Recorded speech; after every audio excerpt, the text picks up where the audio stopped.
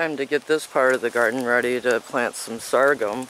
I've got a perennial sorghum and another rare sorghum that's annual, and my job this year is to mix the two up and collect the seeds from the plants and see what becomes of it.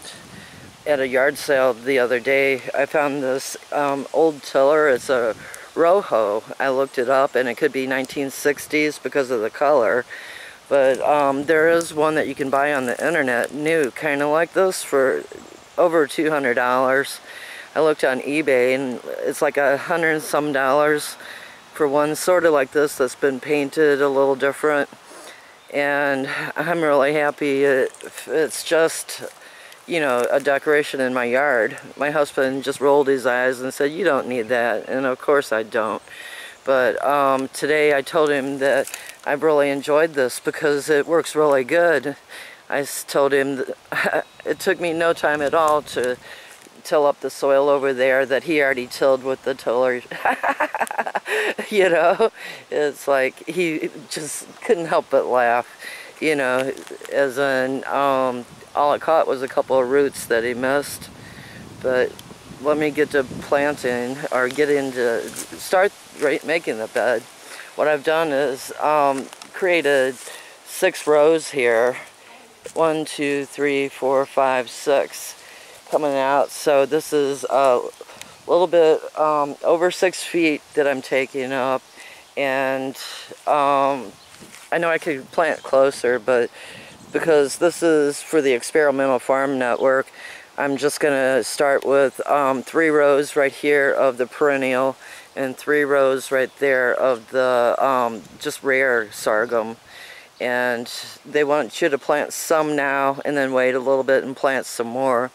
So I'm going to put a couple plants in each row in the back and then start planting forward from there.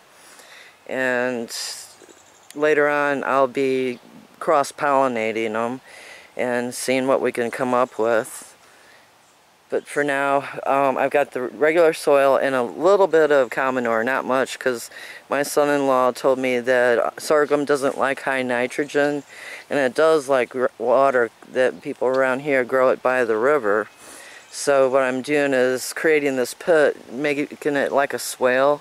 Even though we may not need it, you know, there'll be extra water stockpiled in the center there.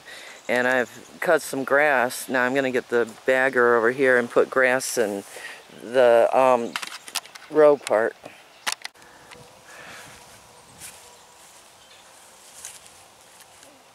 I've cut some grass, and there's a good amount of clover in this grass.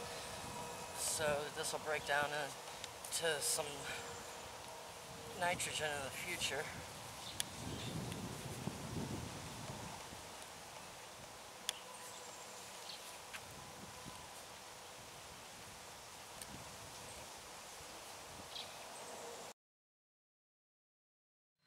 This is the direct seeded perennial sorghum. In this row it looks like only 1 has came up, and then maybe 2 in that row, and maybe 2 in that row, and the next row is the rare sorghum.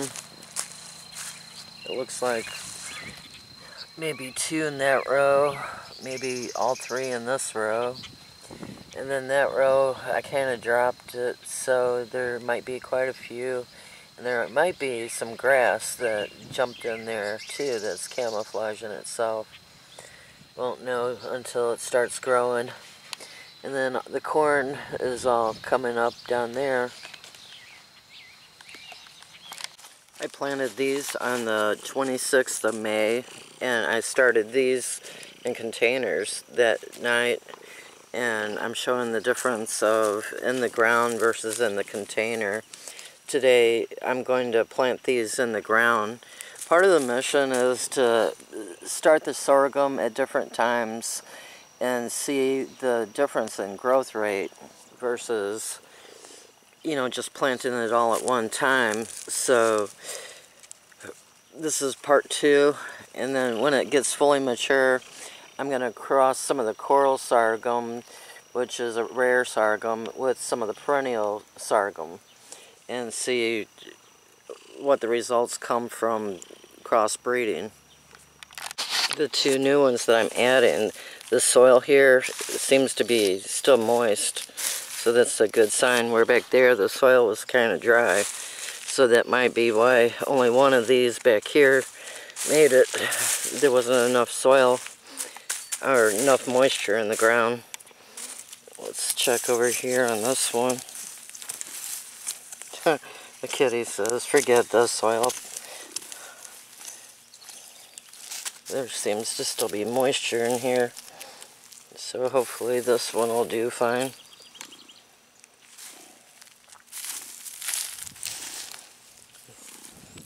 We're usually wetter, you know, the environment's normally moister. Hopefully, you know, they're expecting rain, but on the radar it looks like the rain might go around us, and there's the sun. So, we'll see how this goes. Get some of the mulch out of here and put up around it.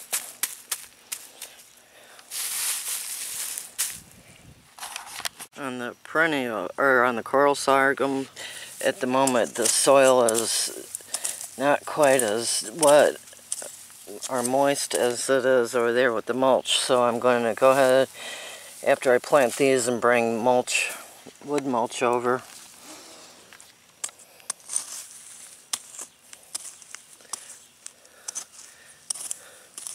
When you go down a couple inches, there is moisture in the ground. And that one's a little drier, but we'll plop them in.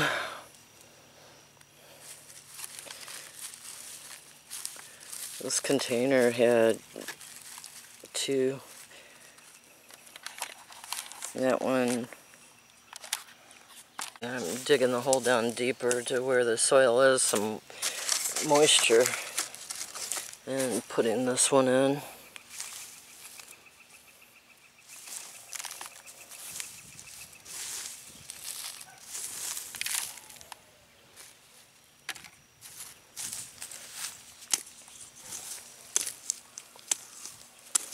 Look at the size of that. That's a corn. And this is a sorghum.